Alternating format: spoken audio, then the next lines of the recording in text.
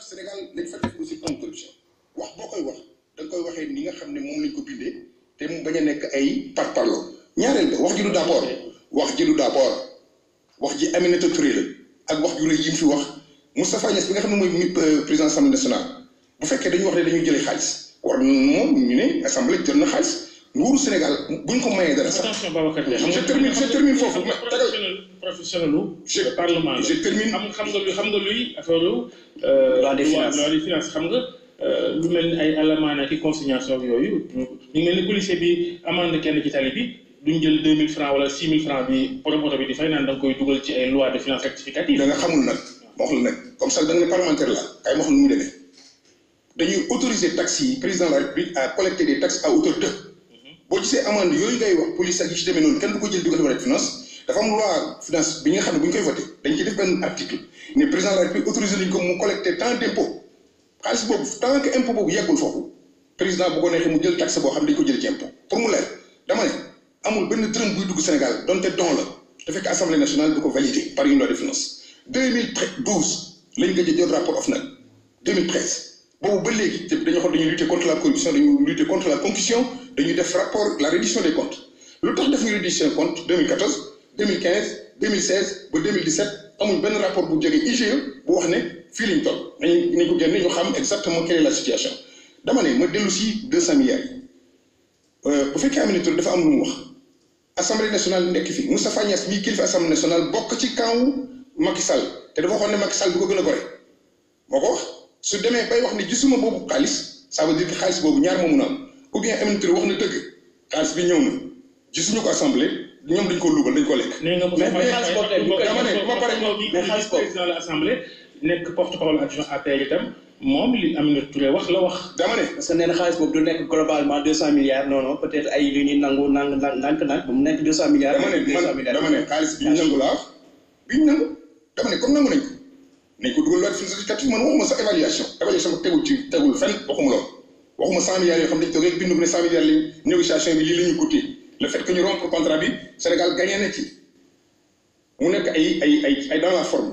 waxu amul ab du mbow du tax ma dóor sama doom ci affaire finance ci affaire gestion de l'État Aminata Touré li mu wax moom intéressé te moom lay tontu laa wax bu fekkee ne tey dañuy dàmm loi xaalis dañ ko war a def loi de finance xaalis bi fi ñu koy dugal dañ koy def loi de finance beneen bi nga xam ne mooy kàcc yi gën a mag kàcc rey na di kàcc laa wax moo tax dama ne kàcc mooy li gën a jub su ma ko rusuloo leneen lay wax c'est parce que dama ko rus moo tax ma ne kàcc moo suturu moom la ñuy wax kilifa dama ne port li nga xam ne mooy DP World dafa bokk traité des biens marqués ticket d'entrée loo xam ne sax 24 milliards ou 37 milliards mu bëgg ko dugal ci biir maanaam comment dirais-je traité des biens marqués Jaber. en fait la nee na traque waaye nee na tam reddition des comptes. il y a pas de compte. c'est beaucoup plus global. dama ne xam naa loolu xam naa baax lu reddition compte c'est une notion nouvelle rek dañ koy ëmbee loolu bu ñu bëggee def la reddition de compte nañ dem COUD seet la fa xew te ñëpp IG teg ci loxo Cour des comptes teg ci loxo nañu dem port def reddition des comptes li jar reddition de compte mu ngi fi da ngeen koy wax da ngeen ci def émission da ngeen koy def rapport da ngeen ci def enquête dama ne li Aminata Touré wax xam naa ko la mu jàng naa ci finance publique maa ko dax a jàng man leer na ma dama ne xam na lu reddition des comptes dama bëgg ñu wax port lu tax mu naan 37 milliards la fa depuis DP World jël muy ci affaire traque des biens marqués reddition des comptes amul signé nga contrat da nga ne danaa fay nangam lii mooy sama ticket d'entrée loolu amul lu ñu di da nga koy fay te port lañ ko doon fay ça n'a rien à voir avec le trésor public beneen bi mooy ban Jaber lan lañ def rek jëlee foofu sunu woor xaalis boo xam ne plus-value la état société bi moo am xaalis état bi am ci part ñoo ko jox 2 milliards 400 lan mooy bien marqué foofu Jaber war na génn lu tax ñuy indemniser Jaber à 7 milliards bu fekkee daf fekkoon am na foofu maanaam traque des biens marqués wala reddition des comptes nga tàggoog nit mu yor la xaalis nga yëkkati 7 milliards indemniser ko y a un problème donc dama bëgg journaliste Sénégal ñoom lay wax ñëpp à travers votre rajo nañu gëstu dossier wu 254 milliards yi Aminata Touré di wax Assemblée nationale je demande au groupe parlementaire et demain je vais écrire de manière officielle à mon parti pour ñu ubbi une enquête parlementaire sur les résultats de la traque des biens marqués ba pare ñu def la reddition des comptes de la gestion de la traque des biens marqués ana ñuy fi jëloon 25 personnes ñu cité leen ci traque des biens marqués kan lañ fi jàpp kan président Macky Sall moo ne ñëpp di ko dégg yeneen dossiers yëpp maa teg sama loxo ci kaw dañ ko teg bu fal pour muy teg ay dossiers ci loxo moomu ko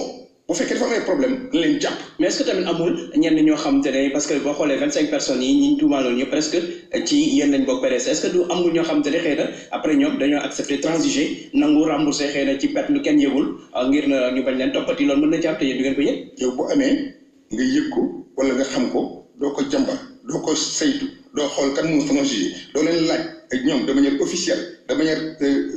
professionnelle li ngeen wax ne transiger nañ ko kan la ñaata la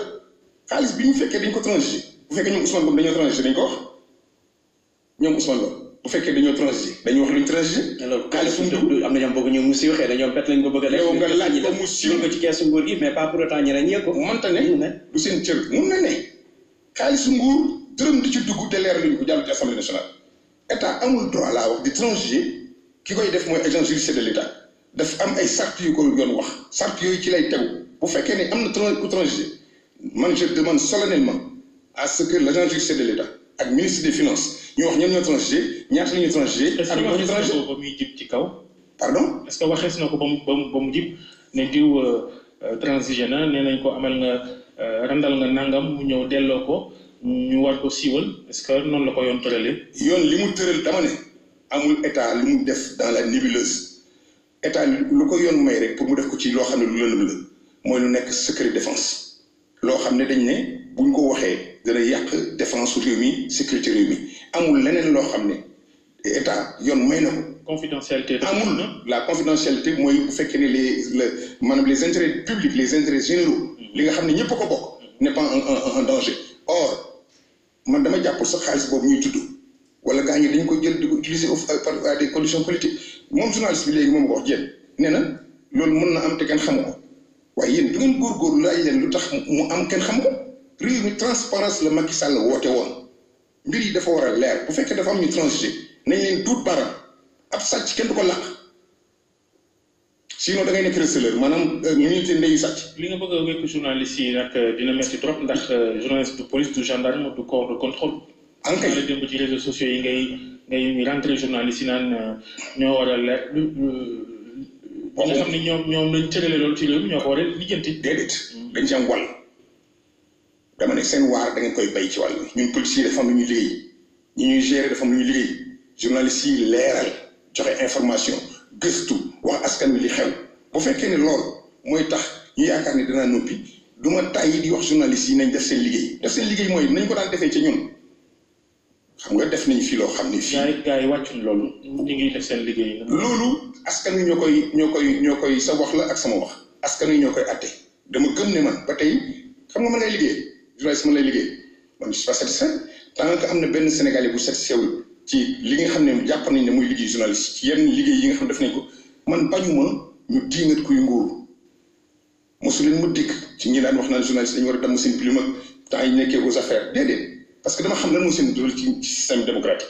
dama ne système boobu laa bëgg ngeen wéyal dama bëgg mu sax seen job la laa wax. loolu naa ko liggéey nag journaliste yi lañ mës a nekk te ci la ñu nekk saa su ne. dama ne waxal sa bopp te bul wax waxi jàmbur bu fekkee ne dañ cee ne gàcce ngaalaama mais man mënuma layal ñi ca des mënuma layal ñëpp boog laa wax parce que dama ne la quasi totalité xam nga loolu mooy am na ñoo xam ne jug nañu ñaata yoon laa toog ci fii wax ne am na journaliste yoo xam ne dama bëgg ci seen liggéey ba tuddee am nañu ma mere sax di ma téléphoné lu tax nga tuddoo ma ne ko maa ngi xaar ba gis nga def lu koo ko def ba pare dañu bëgg loolu dama ciy dellusi bu fekkee débat boobu da ko bëgg a posé Babacar li ñu bëgg ci yéen mooy seen cër 4e pouvoir boobu ñuy wax man dama ko gëm am réew bu journaliste yi taxawee ñiy gérer nguur gi danañu bàyyi xel ne lii kat lu fi def siiwu fi parce que siiwul mais policier aussi rapport policier aussi ak journaliste wala rajo yéen kay waxul parce que ci ni réew mi doxee fi ñu toll nii xam nga itam waxtaan fa dëgg